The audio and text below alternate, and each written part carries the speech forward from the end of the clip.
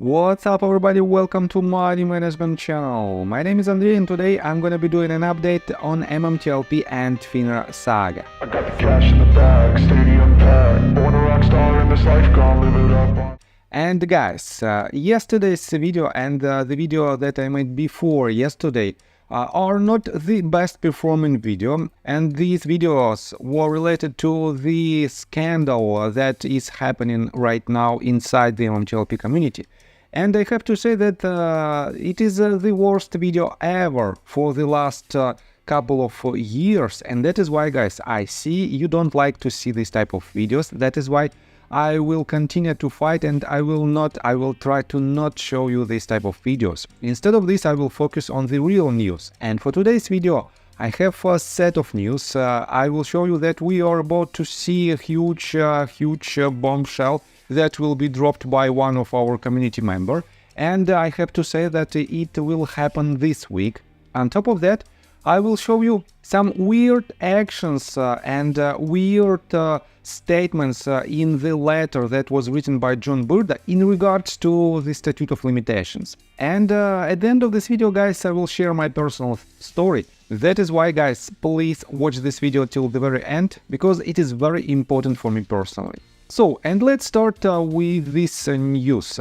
Let me show you this tweet that was written by Ocelot, and Ocelot wrote, "Just seeing this now, sorry, but looks like Zoe covered it. Yeah, they bullshitted it to investigate fraud done by the issuer, by the company.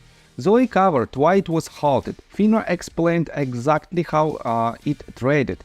It traded pursuant to SEC Rule 15C2-11. FINRA explained this." And here is the screenshot of the FINRA's explanation. "This trade reporting process is separate from the process by which a broker-dealer begins quoting a security in compliance with SEC Rule 15C2-11. Rule 15C2-11 requires a broker-dealer prior to quoting a security on its own behalf to review specified information about the company that issued the security, unless an exception applies. In some cases, a broker-dealer also must file a form with FINRA, a Form 211. In this case, FINRA did not receive a Form 211. Instead, broker-dealers relied on an exception to SEC Rule 15C2-11 that permits broker-dealer to publish a quotation for unsolicited customer orders." So, guys, quite interesting statement, but let me show you what did Scott Trott comment. "Ari wrote a rule change that created a loophole that allowed MMTLP to trade. Hester Pierce even mentioned it was not approved properly.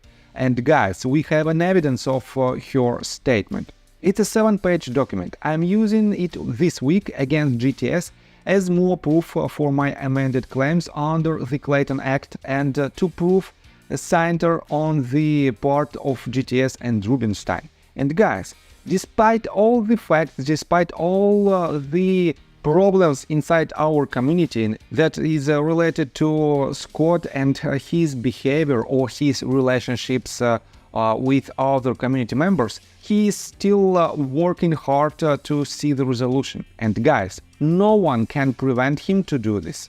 Let me show you another quite interesting update, and I will explain you my thoughts on it.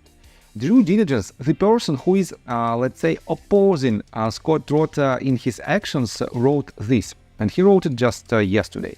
"Everything was nice and calm. Everything was peaceful. We had no conflict. Then I start talking about Congress again, and literally everyone involved in the courtroom crew starts attacking me. Ask yourself why. Then DM me these 4 things. Let's go to work." And he refers to his own tweet that he published 12 hours ago. Let me quote you this in details. "Let me make it easy for people who still want to fight. All you have to do is DM me the following information. 1. Your rep's name. 2. The staffer you know. 3. Specify if they sent an independent letter signed on to the open letter, or haven't sent any letters at all. 4. Your email address. You don't even have to say 'Hi Drew'. Just those 4 items in a DM. Then simply copy me on the letter I'm going to send you to email them. Simple process and it works. test me if you think it's a dead end. You have nothing to lose. So guys, I have to admit that yes, we have nothing to lose and we have to use any possible path to the resolution.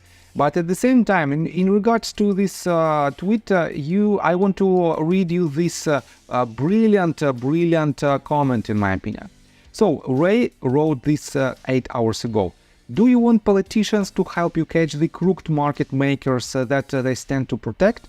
Besides 1 or 2 politicians who seem genuine and want to help, the rest are useless. Catching the shady characters who are so-called trying to help need to be exposed first. So guys, I have to say that we found out that basically none of the active Congress members want to help us at this very moment, because even the letter that was written by Representative Ralph Norman in his office and that was signed by 74 other Congress members, this letter leads us nowhere, and we don't have any results from this letter, despite the fact that Ralph Norman, right after so-called the answer of Gary Gensler was received, and it was definitely insufficient answer, and it was a pure smoke and mirrors from Gary Gensler. Even right after that and right after the angry tweet that was posted by Ralph Norman in regards to this answer, he did nothing, and that is why I think this path leads us nowhere, and that is why, in my opinion, it is not the best choice to focus our efforts on this path, at least at this very moment. On top of that, guys, take a look right here. I want to show you quite interesting statement that one of our community members found in the letter that was written by John Burda in response to the lawsuit that was filed against them with allegations that George Palikoros, MMAT and John Burda were involved in the pump and dump actions. So Sam IM wrote this. John Burda makes an interesting point in his motion to dismiss a lawsuit against him. It's too late for legal action. Sorry guys, lawyers say you should have known, and now the statute of limitations has expired. How many other expiring statute of limitations will leave people SOL? Let me show you this in details.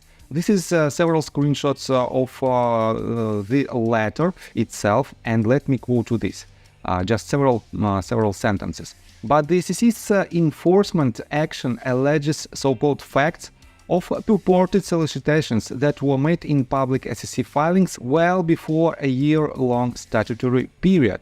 And let me quote you these 3 bullet points.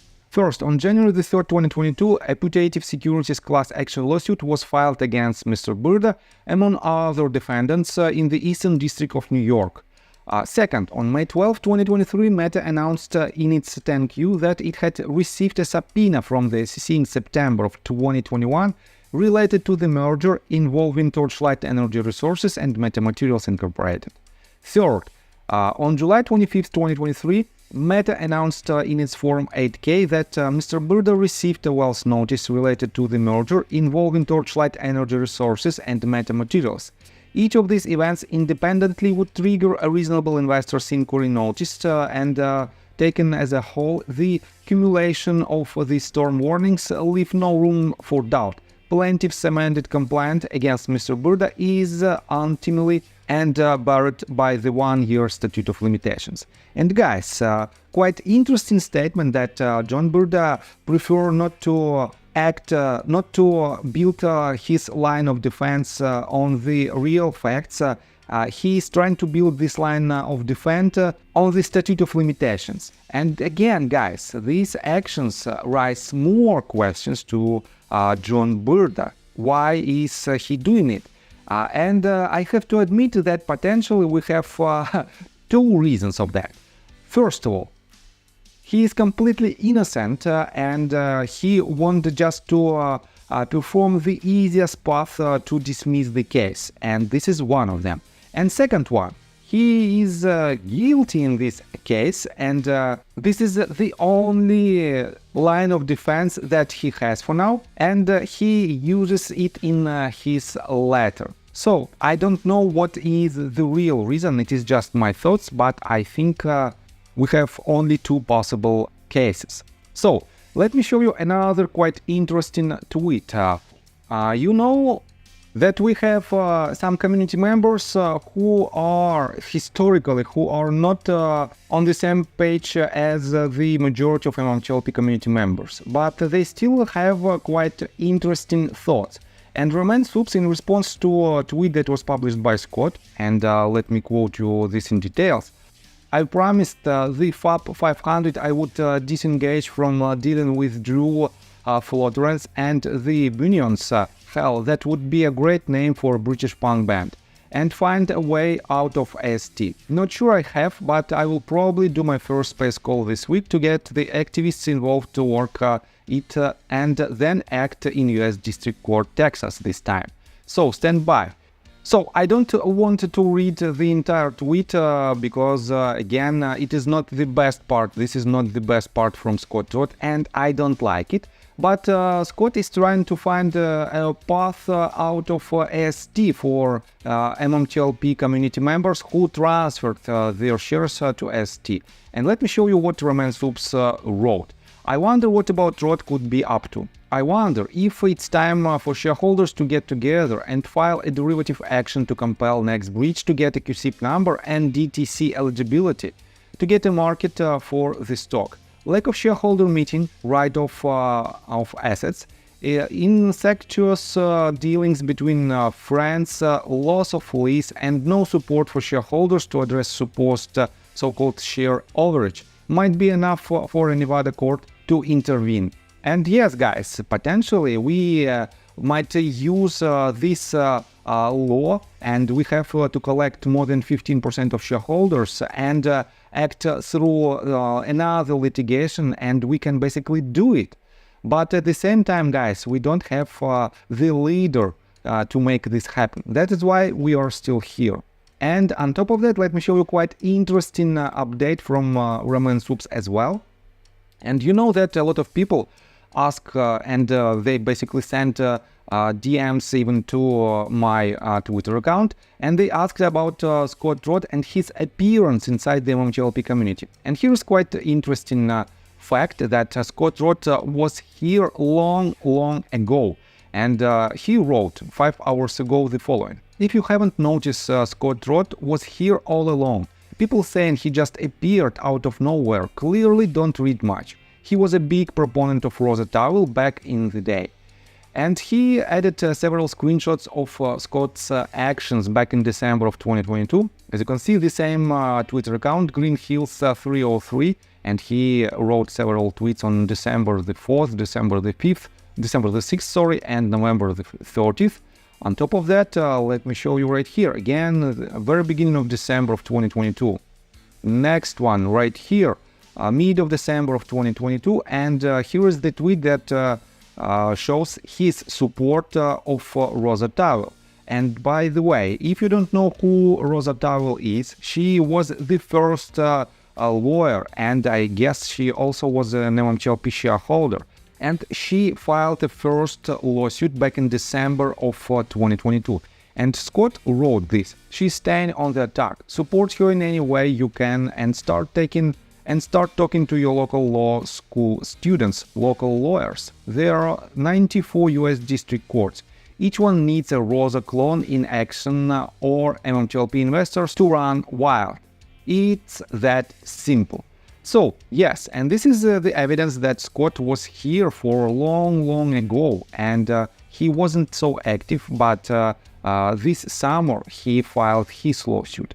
On top of that, guys, let me show you this answer from Paul T in response to due diligence tweet that he wrote on October 26, and I covered it in my yesterday's video.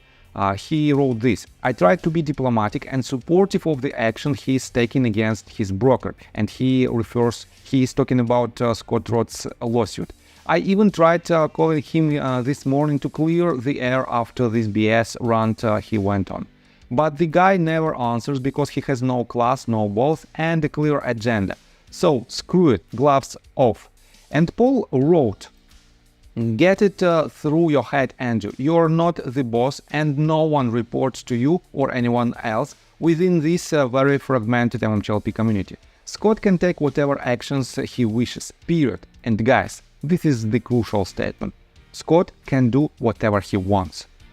No one can stop him from proceeding with his plan, assuming he has the required shares needed. If he does in fact secure the 15% or more of MMTLP shares, then the shareholders have spoken. End of story.